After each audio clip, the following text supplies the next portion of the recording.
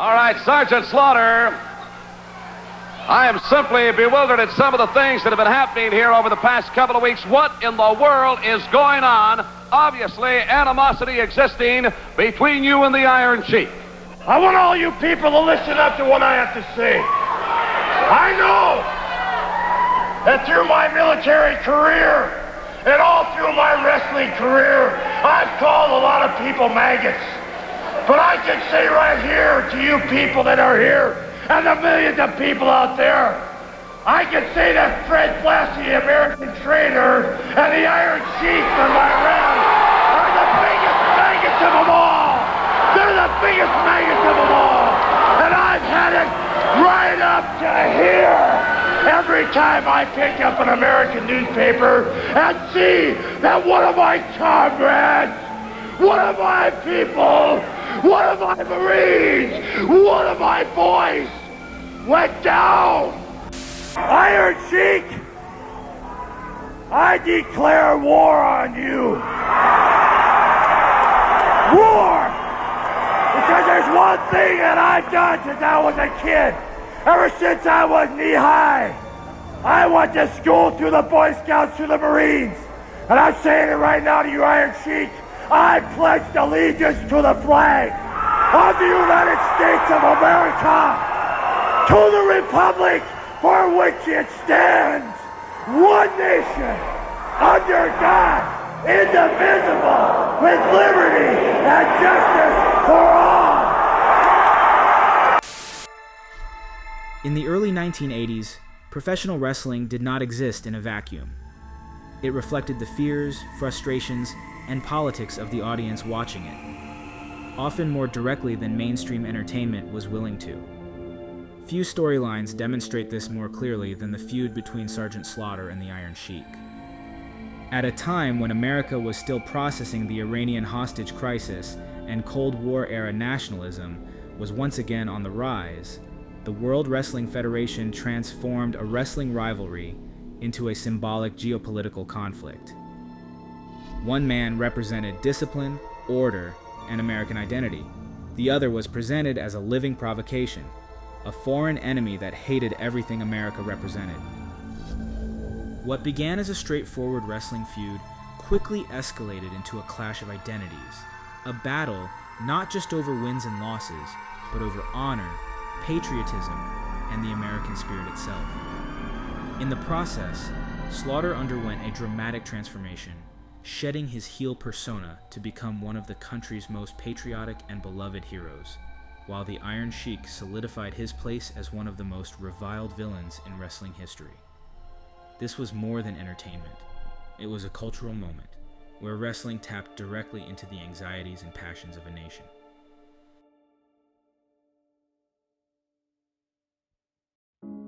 Before Sergeant Slaughter became a symbol of American patriotism and one of the most recognizable figures in professional wrestling, he was Robert Remus, a Detroit native born in 1948. Remus entered the professional wrestling business in the early 1970s, working under the moniker Beautiful Bobby Remus in various territories. Like many wrestlers of his generation, he paid his dues through grueling schedules, modest pay, and constant travel. However, Remus's early wrestling career was briefly interrupted by personal tragedy. When his mother was diagnosed with cancer, he stepped away from the ring and returned home to help run his father's roofing business. This period away from professional wrestling proved to be unexpectedly formative. It was during this hiatus that the Sergeant Slaughter character was born. Drawing inspiration from the 1957 film The D.I., and borrowing the name from Jackie Gleason's hard-nosed sergeant in Soldier in the Rain, Remus envisioned a drill sergeant persona built on authority, discipline, and intimidation. Rather than a cartoonish military figure, he imagined a character who felt authentic, someone who commanded obedience through presence alone. Starting the character in the AWA, promoter and Slaughter's trainer Vern Gagne immediately saw its potential, noting that the character evoked memories of his own drill instructor. By the time Slaughter arrived in the World Wrestling Federation in 1980, the character was already well defined. In this early WWF run, Sergeant Slaughter was not yet the patriotic hero he would later become. Instead, he functioned as a feared antagonist, clashing with fan favorites such as Bob Backlund and Pat Patterson. His military identity was present, but it was stripped of overt nationalism. He was less a symbol of America and more an embodiment of authoritarian power, an intimidating figure whose sense of order bordered on cruelty. But by 1984, the United States was still grappling with the emotional fallout of the Iranian hostage crisis, and nationalism was again becoming a powerful force in popular culture. The World Wrestling Federation, under Vince McMahon's expanding vision, began to lean more heavily into broad, emotionally charged storytelling. Sergeant Slaughter, with his established military persona and aura of legitimacy, was uniquely positioned for a transformation. For such a shift to resonate, it required an opposing force that embodied everything a military character and the audience could rally against.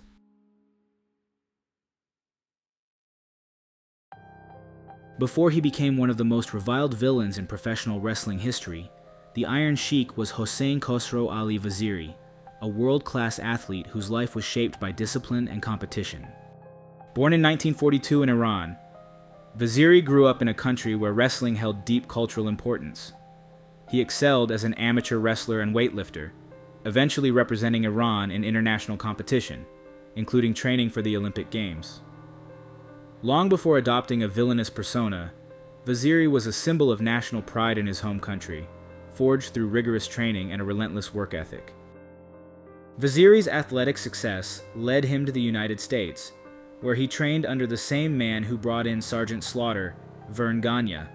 Early in his career, Vaziri wrestled under various names and often portrayed neutral characters, relying on his athleticism rather than theatrics to connect with audiences. The creation of the Iron Sheik persona was not an inevitability, but a calculated response to shifting cultural and political landscapes. In the late 1970s and early 1980s, relations between the United States and Iran deteriorated dramatically, culminating in the Iranian hostage crisis. American public sentiment hardened, and foreign villains once again became effective storytelling devices in professional wrestling. Promoters recognized that Vaziri's background could be used to generate intense emotional reactions. Thus, the Iron Sheik was born, a character designed not merely to be disliked, but to provoke outrage. As the Iron Sheik, Vaziri was presented as arrogant, hostile, and openly contemptuous of the United States. He waved the Iranian flag, praised his homeland, and verbally attacked American audiences in promos that blurred the line between performance and provocation. The camel clutch, his signature submission, was not just a move, but a statement. Slow, painful, and humiliating, designed to emphasize dominance rather than spectacle. The Sheik did not cheat out of desperation. He overwhelmed opponents through brutality and disdain. By 1984, the Iron Sheik stood as the perfect counterpoint to Sergeant Slaughter. Where Slaughter embodied discipline and American order, the Sheik represented foreign antagonism and unresolved national trauma. Their collision was inevitable, not because of wrestling logic alone, but because both characters had been shaped, intentionally and carefully, by the same cultural forces. The Iron Sheik was not simply a villain waiting for a hero. He was a reflection of the fears that Hero was meant to confront.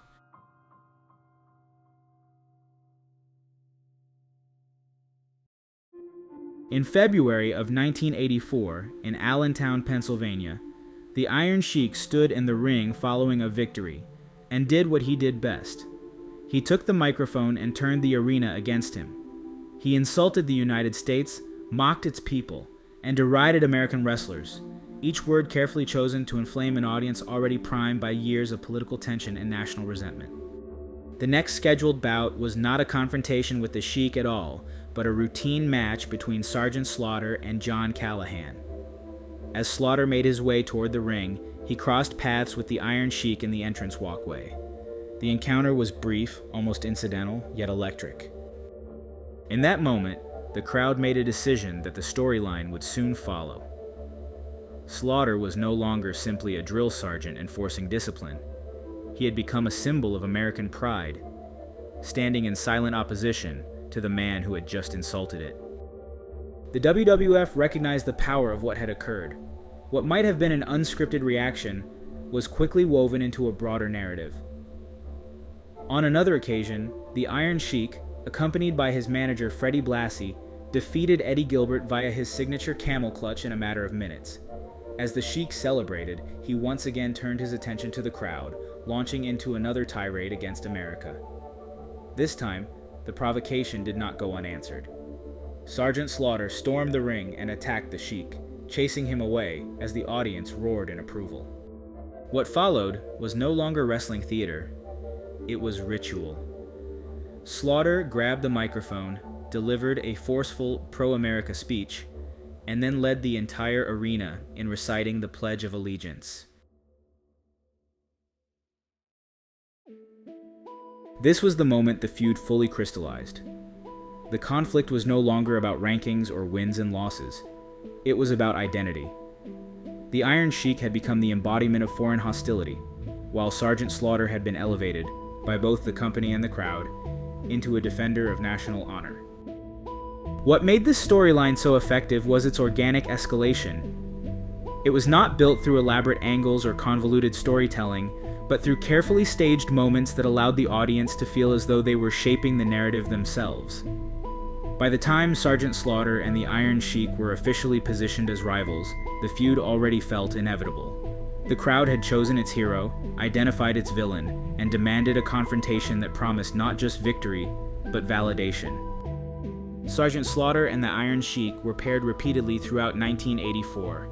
Their matches spread across house shows and major arenas, allowing the tension to simmer and steadily intensify. Each encounter reinforced the same emotional stakes, but with growing anticipation. All of this momentum ultimately led to a decisive confrontation, the boot camp match. Staged in the summer of 1984, before a sold-out Madison Square Garden, the setting itself carried symbolic weight. Madison Square Garden was not merely the WWF's most prestigious venue, it was its spiritual home, a stage reserved for moments the company wanted to frame as historic. The boot camp match was designed to feel final and unforgiving, a stipulation that mirrored Sergeant Slaughter's military persona and stripped the contest of any pretense of sportsmanship. The match emphasized brawling, punishment, and spectacle over traditional wrestling structure, turning the ring into a proving ground rather than a competitive arena.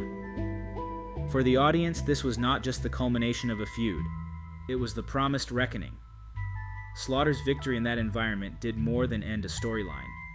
It solidified his transformation into a top-tier patriotic hero and affirmed the narrative that had been building all year.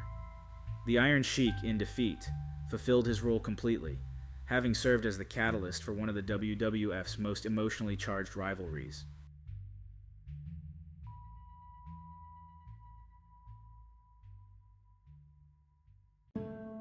The feud between Sergeant Slaughter and the Iron Sheik did more than elevate two performers in 1984. It permanently defined Sergeant Slaughter's legacy. By the time the rivalry concluded, Slaughter was no longer simply a successful wrestler with a strong gimmick. He had become a cultural symbol. He became a fixture of WWF's patriotic presentation, eventually crossing over into mainstream pop culture through his role as the first and only real-life G.I. Joe action figure. This level of recognition was not accidental. It was the result of a carefully constructed image forged in the emotional furnace of the Iron Sheik feud. The audience believed in Sergeant Slaughter because they had been taught to believe in him. It is this deep-rooted belief that makes Slaughter's 1990 heel turn one of the most controversial decisions in wrestling history. When the WWF recast Slaughter as an Iraqi sympathizer aligned with Saddam Hussein during the Gulf War, the backlash was immediate and severe. Fans felt betrayed, not simply because a hero had turned villain, but because the character had once been positioned as an embodiment of American values. In a final twist to cement the turn against his country, Slaughter turned to his former enemy, now named Colonel Mustafa, the man fans had once known as the Iron Sheik, the very symbol of foreign hostility he had built his legacy opposing. In hindsight, this irony is unavoidable. The man who became a hero by opposing a foreign enemy was later vilified for becoming one. The character that once united crowds under chants of USA would eventually divide them, revealing how fragile and volatile wrestling's patriotic storytelling could be.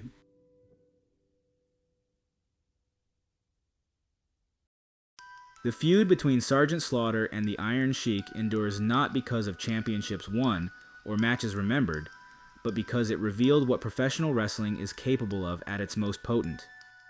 In the hands of the WWF, a simple rivalry became a cultural referendum, transforming geopolitical anxiety into entertainment and inviting audiences to participate in a narrative built on national identity. Sergeant Slaughter was elevated from feared drill sergeant to patriotic icon not through reinvention, but through context, while the Iron Sheik absorbed the resentment of a nation. At its core, Sergeant Slaughter versus the Iron Sheik was a simple story told extremely well. A hero emerged, a villain stood firm in his role, and the audience responded exactly as the promotion hoped they would. The matches were intense, the reactions were genuine, and the payoff felt earned. Decades later, the feud remains memorable, not because it commented on the world outside the ring, but because it exemplified how wrestling, when executed with clarity and purpose, can turn conflict into spectacle and performers into legends. Slaughter's rise and the Sheik's infamy were forged together, each defining the other in ways that would echo throughout their careers. Even years later, when circumstances shifted and roles were reversed, the shadow of this rivalry remained. That lasting impact is the true measure of its success, a feud so effective that it never really ended, only evolved.